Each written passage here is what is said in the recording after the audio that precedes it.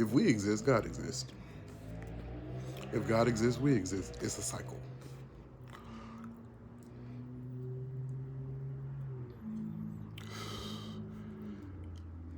It is a cycle.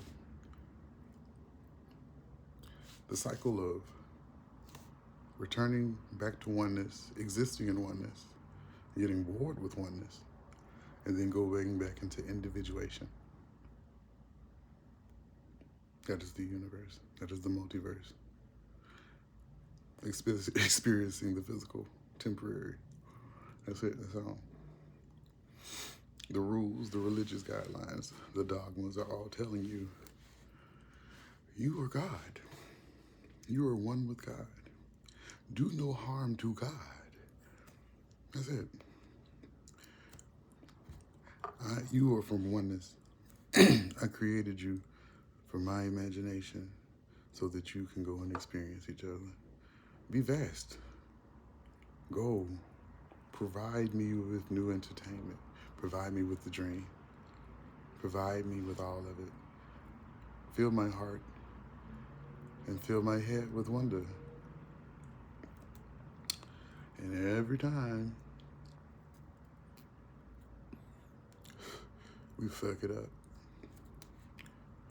We fuck it up. Or we learn the lesson too short. Or we compress.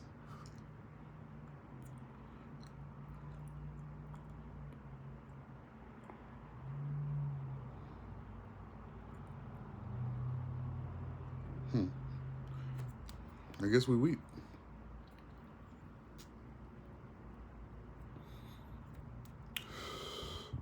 We are the weeping.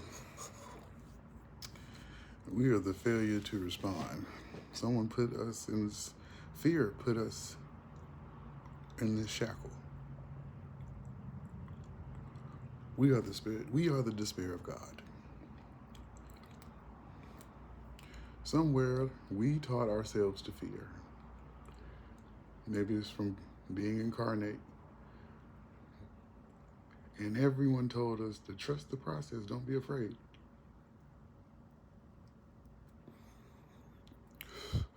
But we end up being afraid anyway. And no matter how many signs and symbols that the previous generations give us over and over and over, there's always lost to time. We don't live enough. We don't live long enough to learn the lesson. And we try to put these symbols, but someone always comes along with an agenda.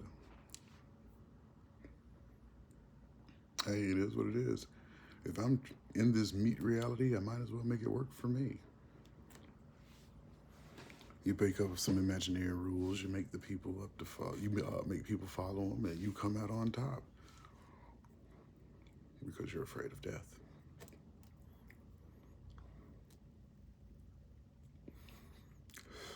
Because you never had faith that you were really alive.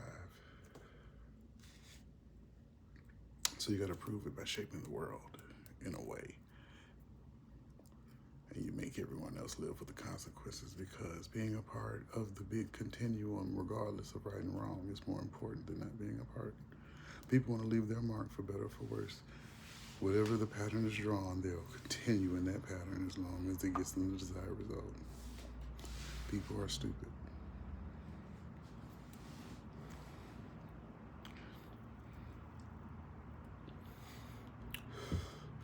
I am of the opinion, and I'm just some idiot, I am of the opinion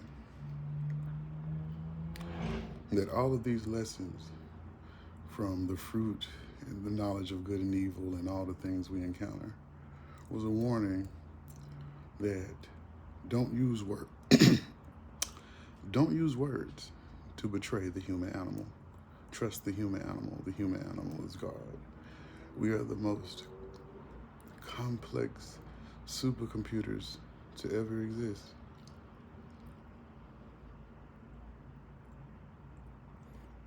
We are the most fascinating thing in 10 multiverses. We are watched by every manner of creature, from spirit entity to deity. All of those who learned partial lessons and got stuck in immortality, but still separate from the boredom and tedium of the infinite oneness. They scratch to continue to leave their marks because as time goes on, they fade as well. And when you're stuck in that semi-perfect state, you're so comfortable, you don't know how to return to oneness.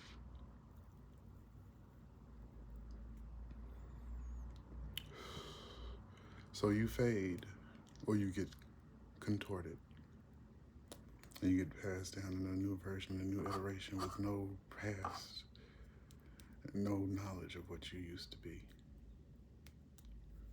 Just an amalgamation of different interpretations, twisted, not even what you intended, lost in the whole minutia of it all,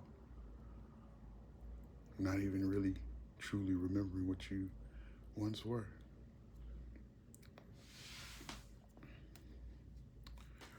So, what is the lesson? What is the meaning of life? The meaning of life is death.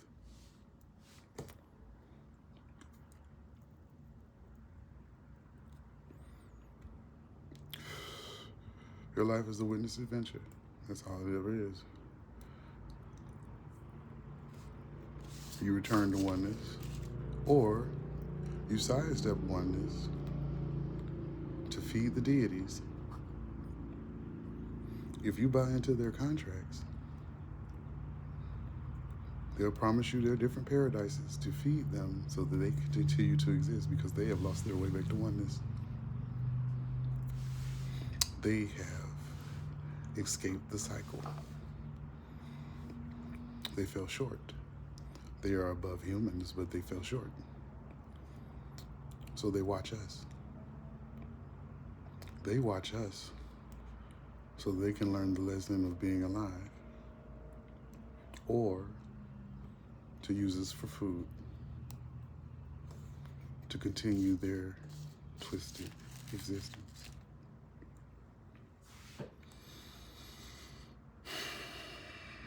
And some people will buy into their paradise, but here's the thing, including Christianity, you are responsible for knowing the contract. You're responsible. If you choose to worship him as your deity instead of going to oneness yourself, if you are buying into his bargain of proxy, you have to do what he requires. And the problem with that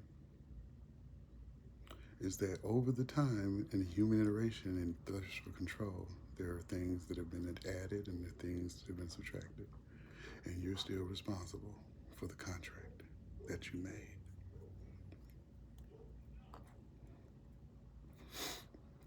And you will pay.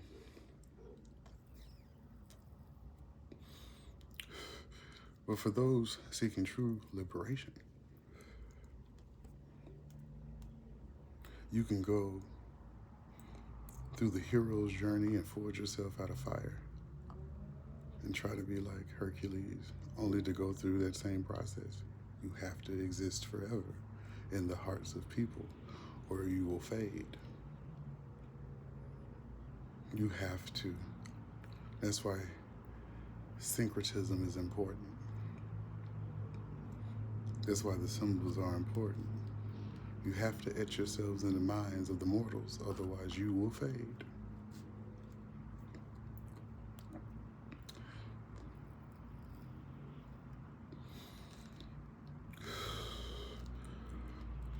Or you can try to return to oneness and remove yourself from attachment. So your options are grit your teeth and push through the surface and try to be a deity, and then leave your mark on the world so everyone can keep you in existence. Find a contract with the deity that promise you paradise, but you have to meet his terms of service or he collects your soul. And then you repeat after he feeds for the process to start over. But hey, you know, you got something to shoot for. You can shoot to believe that you're going to meet the minimum standards to get to that paradise. And it's very restrictive. A lot of people don't make it. Oh well, that's the bargain you chose. Or you can detach yourself from all of it and shoot for oneness that way.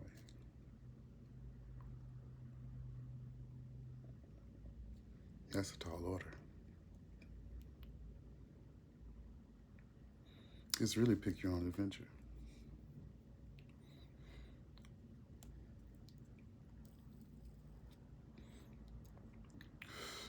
We are the mortal crux. Everyone failed to learn the lesson, and they're watching us to reteach them how to get back to oneness. That's why we're the most important thing. That's why we're food. That's why we're product. That's why we're consumer and consumed. Because we're the most important potential. And it's really pick your own adventure. And there's just nothing more true than that. Happy hunting.